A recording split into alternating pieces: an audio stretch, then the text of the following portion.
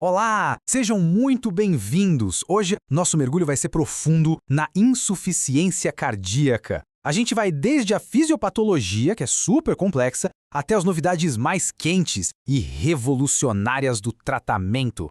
Vamos nessa!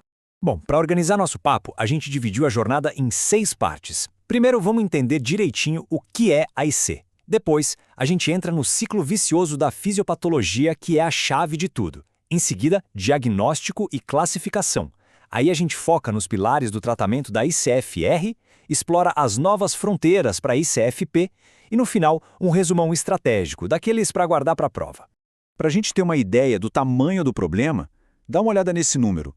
O risco de uma pessoa desenvolver insuficiência cardíaca ao longo da vida é de 24%. É muita coisa. Isso quer dizer que quase 1 em cada 4 pessoas vai enfrentar essa condição. Fica claro que é uma verdadeira crise de saúde pública global. Então, para começar com o pé direito, a gente precisa de uma base bem sólida. Afinal, o que é exatamente insuficiência cardíaca? A definição universal deixa tudo bem amarradinho, e tem 3 pontos que são cruciais.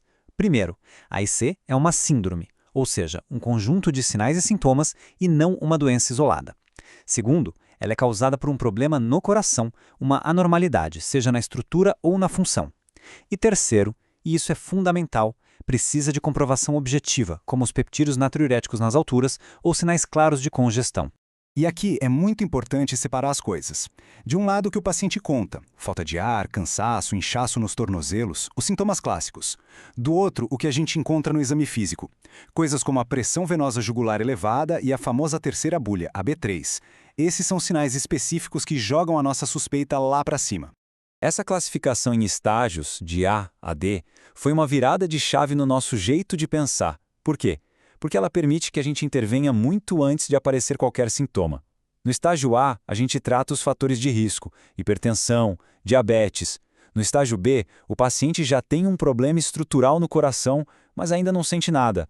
E é aqui que a mágica acontece, onde a gente já entra com remédios que mudam o prognóstico.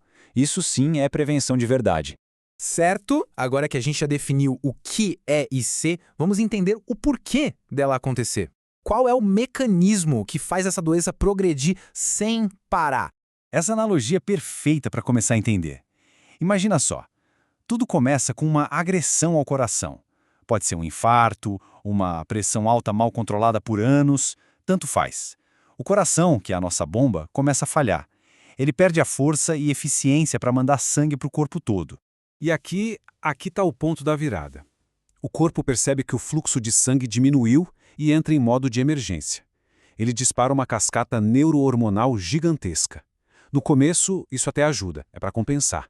Mas com o tempo, essa resposta desesperada se torna a grande vilã da história, piorando ainda mais a função do coração. Esse é o famoso ciclo vicioso. É exatamente ele que a gente precisa quebrar com o tratamento. Pensa comigo, o débito cardíaco cai, e isso ativa o sistema renina-angiotensina-aldosterona e o sistema nervoso simpático. Eles causam vasoconstrição, retenção de líquido, e aí a pré e a pós-carga aumentam absurdamente. O coração que já estava doente precisa trabalhar contra uma resistência muito maior. Isso leva ao remodelamento, ele vai se deformando, e a função dele só piora. É uma bola de neve que se autoalimenta. E essa falha da bomba pode acontecer de 2 maneiras principais. Na disfunção sistólica, o problema está na contração. O ventrículo fica dilatado, fraco e não consegue ejetar o sangue direito. Resultado, fração de ejeção baixa. Já na disfunção diastólica, o problema é no relaxamento. O ventrículo fica duro, rígido, hipertrofiado. Ele não consegue se encher de sangue como deveria. Mas olha que interessante, a fração de ejeção pode estar normal. Beleza. Vamos agora para a parte prática. Como a gente faz o diagnóstico e como organiza essa síndrome tão complexa no dia a dia do consultório e do hospital. Os peptídeos natriuréticos são os nossos grandes aliados, os principais biomarcadores. É importante saber que os pontos de corte para a gente pensar em C mudam, dependendo se o paciente está no ambulatório ou internado, num quadro agudo. O mais legal é que um valor abaixo desses limiares praticamente exclui o diagnóstico. Eles têm um valor preditivo negativo altíssimo. E aqui vai uma dica de ouro, uma pérola para a prática. O sacubitril, que faz parte do ARNI, age inibindo uma enzima chamada neprilisina. Acontece que essa enzima também degrada o BNP. Então, o remédio faz o BNP subir artificialmente. Por isso, para acompanhar esses pacientes, a gente tem que usar o NT-proBNP, que não sofre influência da neprilizina. Fica a dica.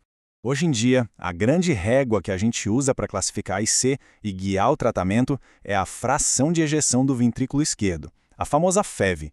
Então a gente tem a IC com fração de ejeção reduzida, a ICFR, a preservada, ICFP, a levemente reduzida, a ICFLR, e um conceito super importante, a IC com fração de ejeção melhorada, a ICFM, que é aquele paciente que recuperou a função, mas que, atenção, ainda precisa de tratamento. No paciente agudo, descompensado, a gente usa essa classificação à beira do leito. É simples e genial.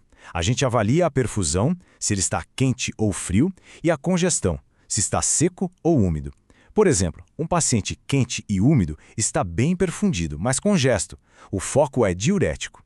Agora, um frio e úmido, aí o buraco é mais embaixo. Ele está em choque cardiogênico, precisando de drogas para subir a pressão e ajudar o coração a contrair, além do diurético. Vamos em frente, porque agora a gente vai falar das mudanças que simplesmente revolucionaram o tratamento da insuficiência cardíaca com fração de ejeção reduzida.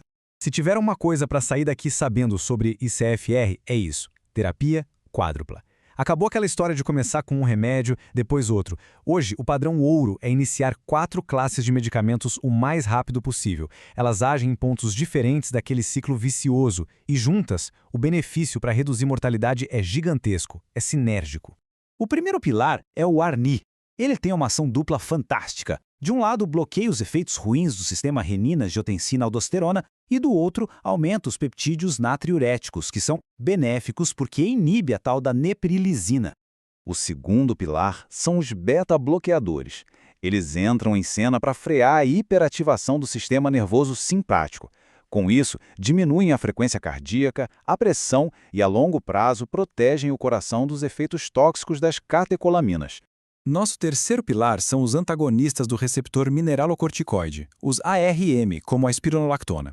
Eles vão lá no finalzinho da cascata do SRA e bloqueiam a aldosterona. O resultado?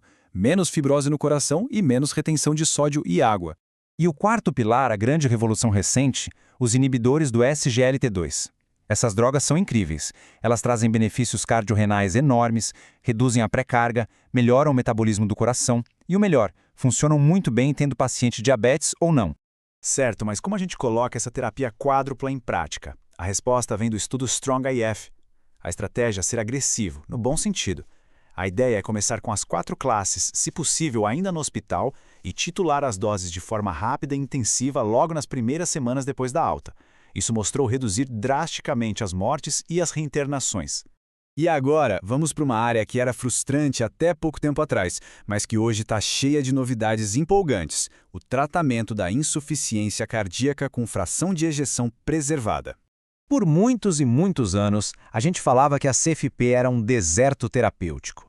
Simplesmente não tinha remédio que mostrasse reduzir os desfechos mais importantes, como morte ou internação. A grande pergunta hoje é: será que essa era de secura finalmente acabou? E a resposta é um sonoro sim. E o grande herói dessa história são os inibidores de SGLT2.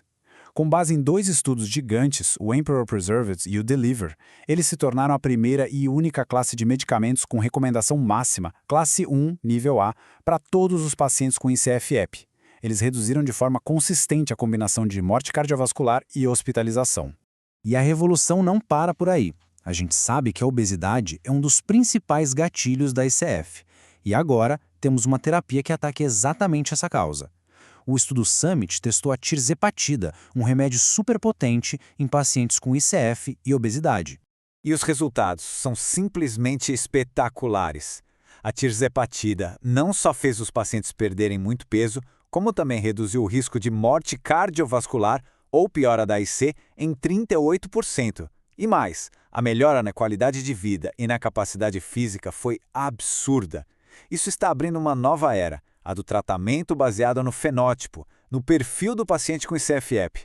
Outro avanço importante vem com a finerenona, um ARM de nova geração. Uma análise que juntou vários estudos, a FINE-HEART, mostrou que em pacientes com doença renal crônica e diabetes, um perfil muito comum na ICF, a finerenona Conseguiu reduzir tanto as hospitalizações por IC quanto a progressão da doença renal. Mas olha, tratar IC hoje vai muito além dos 4 pilares. É essencial tratar as comorbidades de forma agressiva. Deficiência de ferro, por exemplo, tem que ser tratada com ferro na veia para melhorar os sintomas. Isso é recomendação classe 1. E para pacientes selecionados com fibrilação atrial, o estudo Castle-HTX mostrou que a ablação por catéter pode reduzir os piores desfechos. Ufa, chegamos na reta final. Para fechar com chave de ouro, vamos fazer aquele resumo rápido com os pontos mais importantes, seja para passar na prova ou para aplicar no dia a dia. Sobre fisiopatologia e diagnóstico, o que tem que ficar gravado é: o motor da doença é o ciclo vicioso neurohormonal. A classificação pela FEV é o que manda no tratamento. E os peptídeos natriuréticos são a ferramenta-chave para confirmar ou descartar o diagnóstico. Para ICF, a mensagem é uma só: terapia quádrupla para todo mundo. ARNI, beta-bloqueador, ARM e SGLT2. E não é para começar devagar, não. A abordagem é a do Strong-HF. Começar cedo e titular as doses de forma intensiva. E para ICFEP, o jogo virou completamente. Os ISGLT2 agora são a base do tratamento para todos.